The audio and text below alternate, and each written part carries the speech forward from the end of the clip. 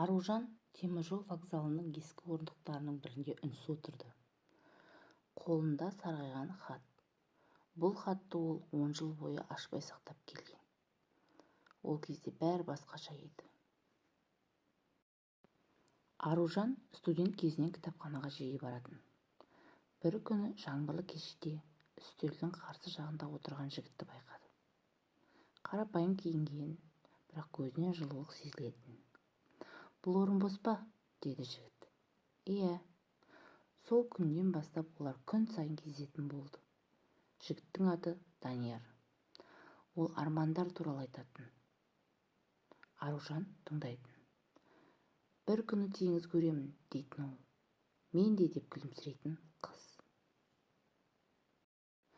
Олар бірге қала көшелерін аралады. Арзан кофеханаларда ұзақ отырды. Қаланың шетіне шығып, күннің батқанын тамашалайтын. Даниярдың қалтасы жұқа еді. Бірақ ол әр кездесуде Аружанға бір кішкентай сыйлық әкелетін.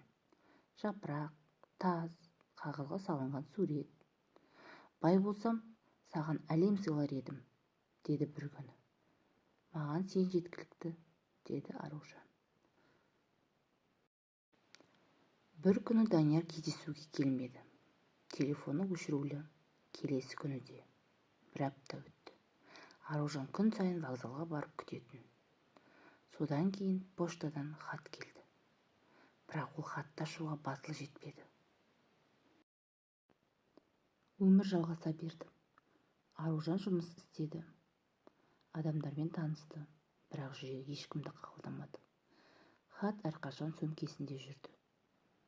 Сол күні неге екенін өзі де түсінбеді. Ол вокзалға келді. Сол орындық, сол иіс, сол тыныштық. Ол хатты ақырындап ашты. Қолдары дірілдеп тұрды. Хат ішінде: «Аружан, егер сен бұл хатты оқып отырсаң, мен сенің жаныңда жоқпын. Дәрігерлер маған ауыр дерт қойғанын айтты. Мен сенің өміріңді қайғыға толтырғым келмеді. Сондықтан үнсіз кеттім. Мен сені бақытты болғаныңды қаладым.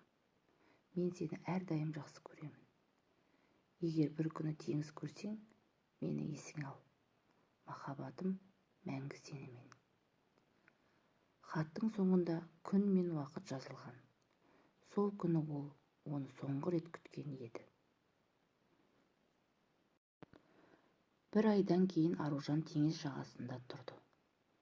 Толқындар аяғын жуып жатыр.